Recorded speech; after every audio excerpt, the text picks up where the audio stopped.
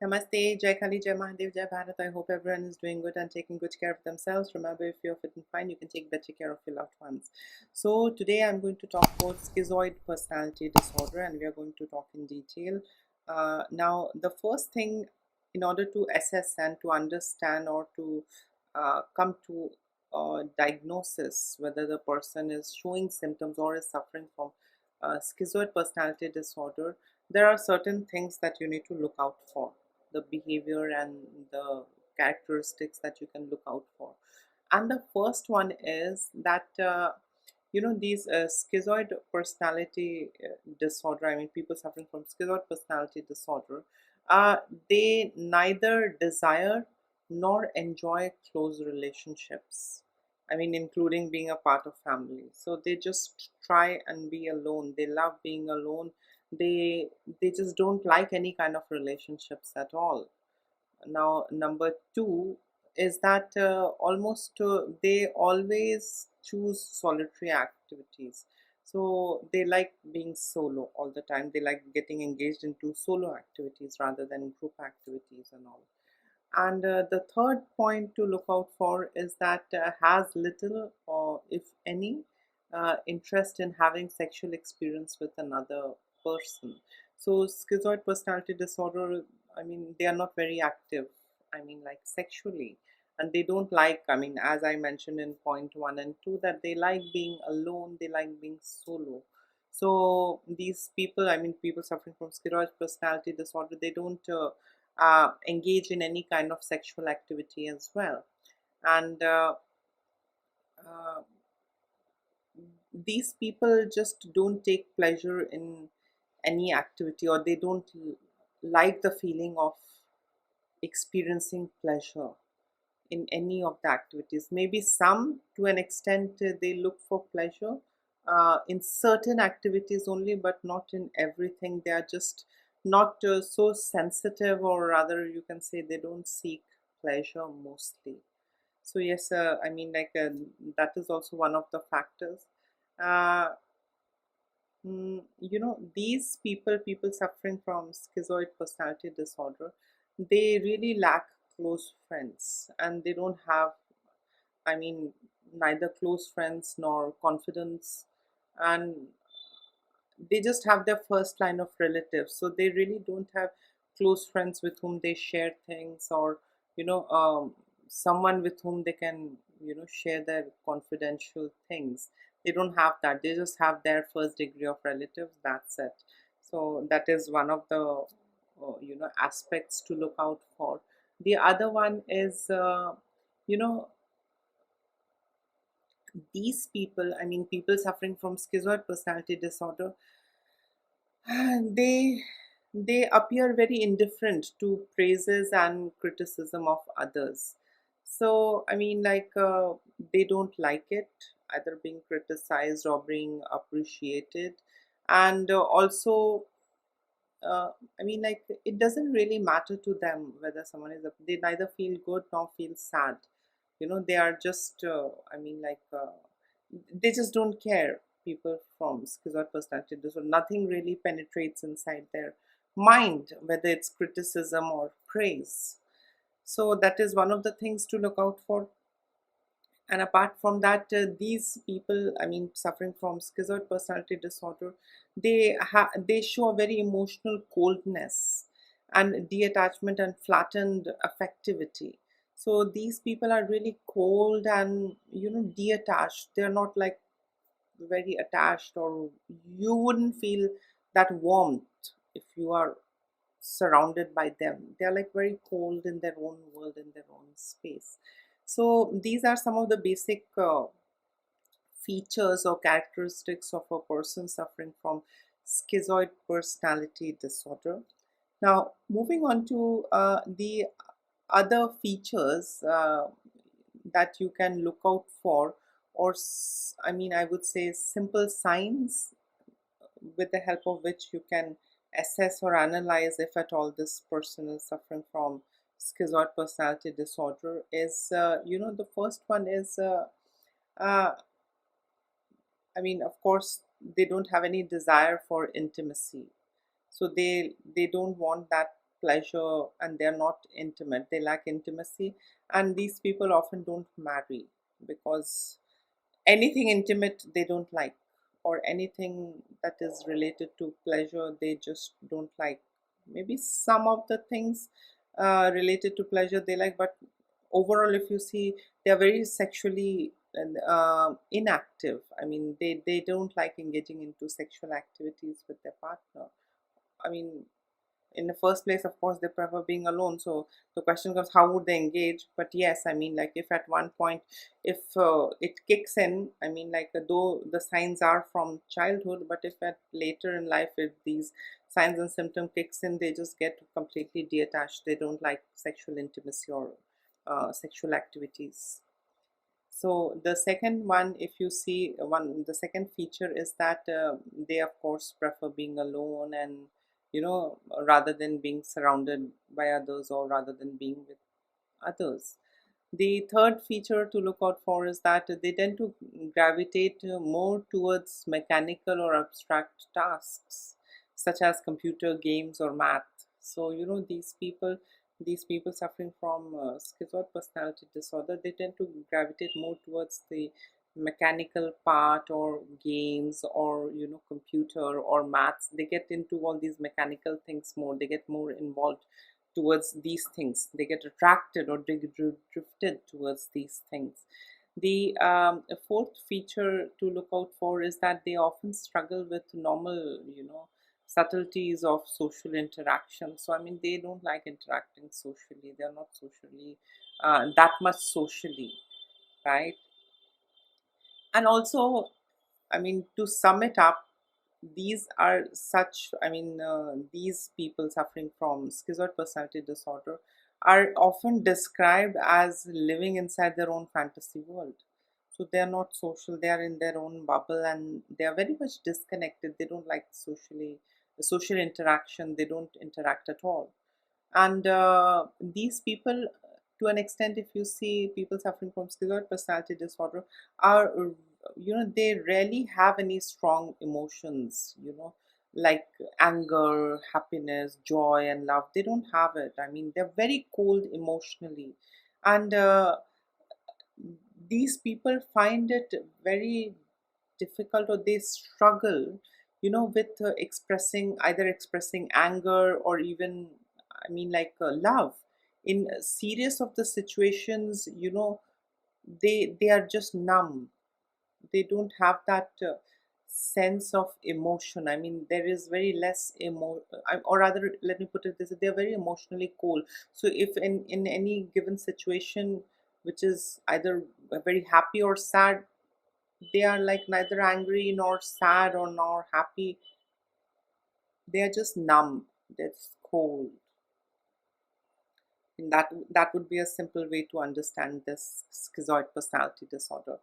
And also, these people, I mean, they might look as if these people are absolutely directionless, and they have no goals. No, they do have direction and they do have goals, but they appear to be directionless and goalless. For us, to us, they look like that. These people, because of their emotional coldness, they just don't express or reflect anything that is inside of them. Or rather, you can say those things are missing to an extent, the emotions. So they look very cold, and their responses are very cold.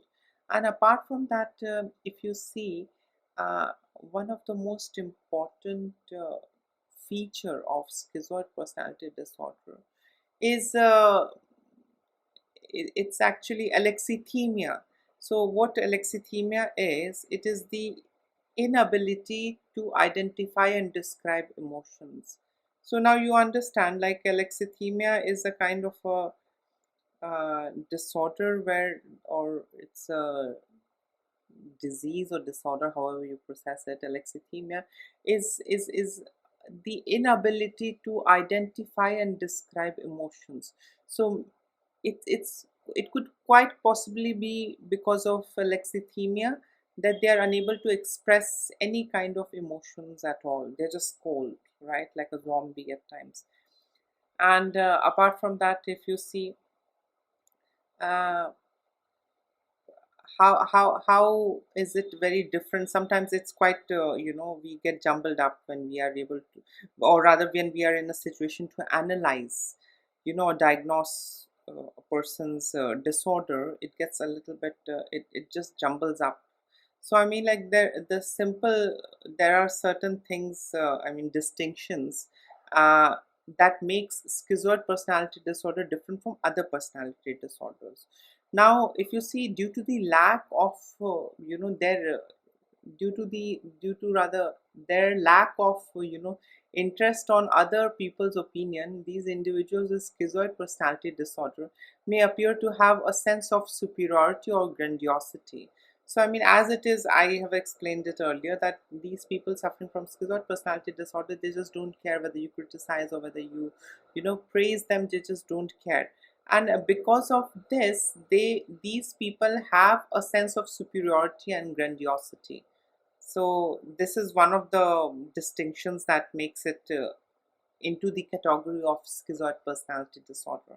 Now, the second one is if you see, the term schizoid sounds, fairly similar to schizotypal, and both personality disorders are in clutter A. I have explained it in my other video where I have described clutter A, clutter B, and clutter C. So if you see, schizoid personality disorder and schizotypal personality disorder, these both fall into clutter A. So if you see, in a schizoid personality disorder, the person is happy being alone, and in schizotypal personality disorder, they have this magical thinking. So both fall into the category of cluster A.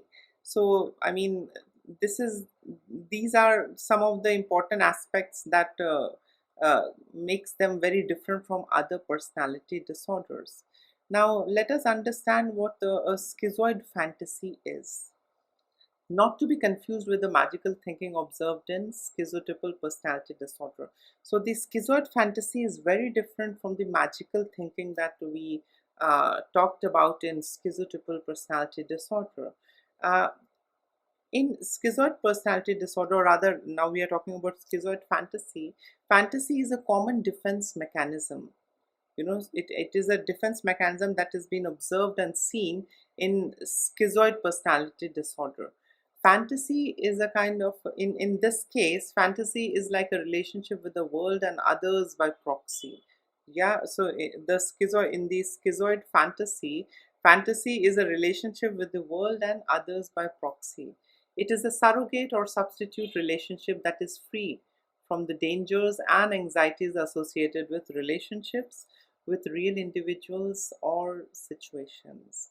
So if you see, these people, they like staying in their own fantasy world, because they really don't they are scared to have, they are scared to experience the anxieties associated with the real relationship and real individuals. So that is the reason they make up a substitute, and that is their fantasy world, and that is where they dwell most of the time. The schizoid personality disorder beings I'm talking about. So, and also when it comes to the schizoid fantasy, with fantasy, these individuals suffering from schizoid personality disorder may be able to experience attachment and feel connected but still be free. So, they like staying in their bubble. They don't want to go through all that anxiety with a real person and a real relationship. So they prefer being in that fantasy world where they feel connected with all those fantasy characters in their mind, but at the same time they don't have that fear of experiencing any kind of anxiety or rejection or any kind of emotion. So they are just free. They can just go in there and feel good, and then they can just come back. No strings attached, right? So these are like no strings attached. I mean, mentally, if you see, emotionally. So these schizoid. This is what is known as schizoid fantasy. So as we are talking about schizoid personality disorder, so you need to understand what a schizoid fantasy is all about. Now if we talk about uh, what could possibly be the cause of schizoid personality disorder, and how it grows and how it develops. So if you see, there is no exact cause. I mean, like medically, there is no exact cause that is found for schizoid personality disorder. So things are very uncertain. But there are strong links to schizophrenia. And also, if you see, uh, I mean, like it is supposed to be a part of schizophrenic spectrum also. I mean, like the schizoid personality disorder. And if you see, schizoid personality disorder is more common in males compared to females. So, uh, I mean, it's not that this is only in one gender, it can be to anyone, but majorly it's been observed that schizoid personality disorder uh, happens mostly to men compared to female. The ratio is more with men. And, you know, uh, people suffering from schizoid personality disorder also show other, personality disorder also. I mean, it can be combined. They might have combined disorders. I mean, one is a schizoid personality disorder. The other combination that is can come in together with is schizoid personality disorder along with avoidant personality disorder, schizoid personality disorder along with schizotypal personality disorder, schizoid personality disorder with paranoid personality disorder. So schizoid personality disorder comes in combination.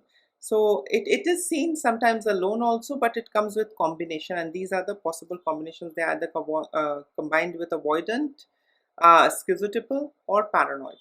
So, and if you see, schizoid personality disorder generally appears in childhood and adolescence. It doesn't appear like when you're old, mature, or when you're aged.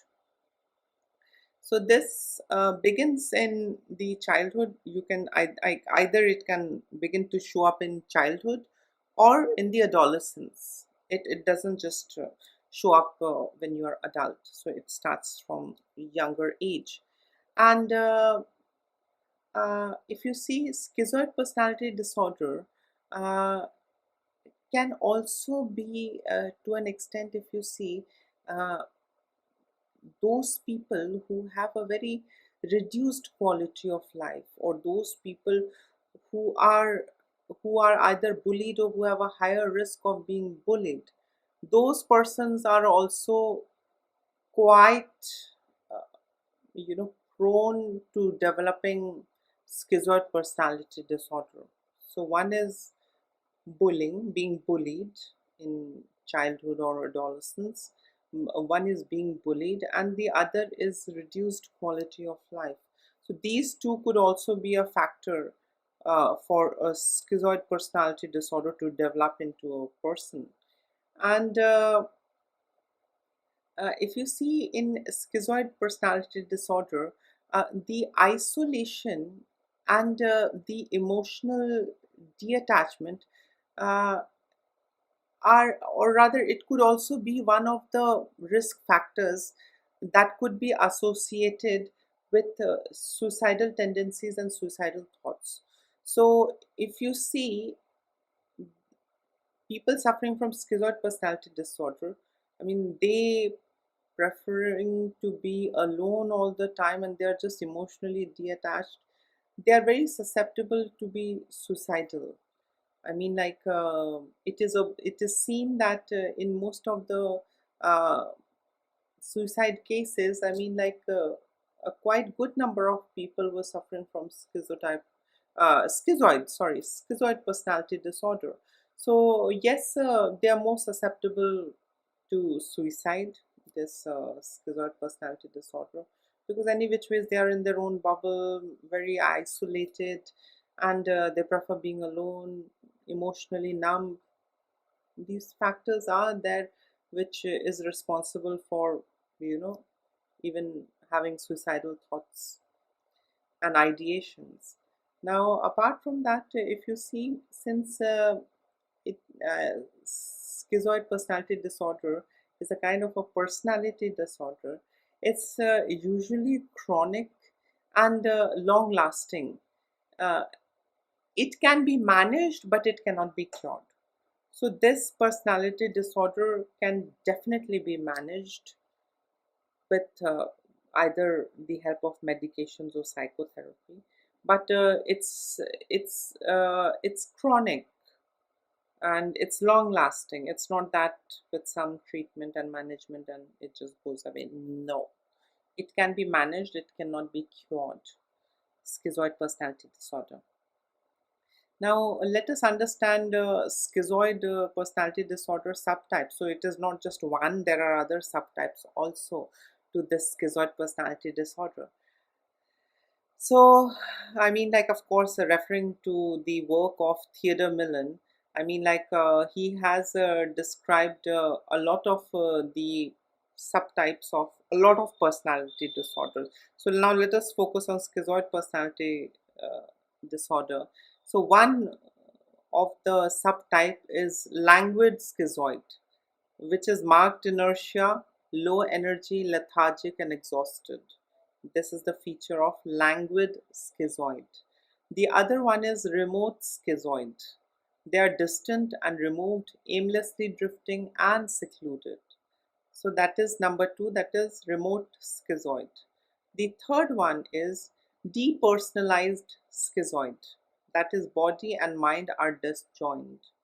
So that is also one of the subtypes. And the last one is affectless schizoid. That is passionless, unresponsive, and uncaring.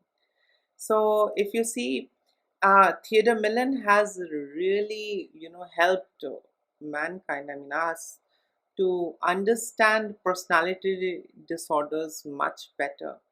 And he has rather defined schizoid, schizotypal, and avoidant personalities even in great depth. So yes, if you guys get hold of any of his work, please do read and understand these personality issues. Now coming to the treatment part, I know I have already mentioned that this is not treatable, manageable. So let us get into, I mean, like the uh, medical aspect, the treatment aspects. So the effectiveness of psychotherapy and psychopharmacology has not yet been extensively investigated, to be honest. So I mean, it is still being explored, the options of treatment and management, but uh, the the nature of this problem, schizoid personality disorder, is that individuals with schizoid personality disorder, they rarely identify and they rarely come out for help. They are just all by themselves, so that makes it more difficult to treat such kind of disorders where the person is not out open about how they feel. And also, if you see, in the past, atypical antipsychotics were considered as an option, but now with time, antipsychotics don't create much of a difference or really don't have great effects in treating or managing. So if you see overall in general, medications aren't typically that successful in treating schizoid personality disorder. And therapies are proven to be more effective, psychotherapy. And people with schizoid personality disorder, uh, you know, they are often seen struggling with certain modalities such as CBT, cognitive behavioral therapy, due to the difficulty of forming a good working relationship with the therapist. So as you know, they like being alone and they don't gel well. So these people suffering from schizoid personality disorder, with the CBT thing, they are unable to form a good relationship to open up and let the therapist work with them and work on them. So CBT becomes a little bit difficult in these cases. and a usual psychotherapy or a counseling session generally works better. And also, if you see the socialization groups and the educational, strategies that help, individuals identify their positive and negative emotions, uh, to an extent may be helpful for these kind of individuals suffering from schizoid personality disorder. So I think group talks, talking, uh, a very casual counseling sessions, these can be of help. Medicines are not helpful at all for schizoid personality disorder. But talking, I mean, as how I keep mentioning over and over again, that talking really helps. So talking is one of the best ways in managing schizoid personality disorder. So yes, this was all about schizoid personality disorder. I hope you all must have got a better understanding about schizoid personality disorder and what are the features and how it can be managed. And yes, if you know someone, or if you have something to add on or to say to this personality disorder, or if you think you have signs, or if you know someone, if you want to share someone's experience, you can comment below. And please do like, share, subscribe the channel. And remember one thing: there is no shame in expressing your emotions, in expressing yourself, and there is no shame in talking about the challenges that you face. So you just don't have to be numb and face it all alone. You can definitely share, and sharing helps.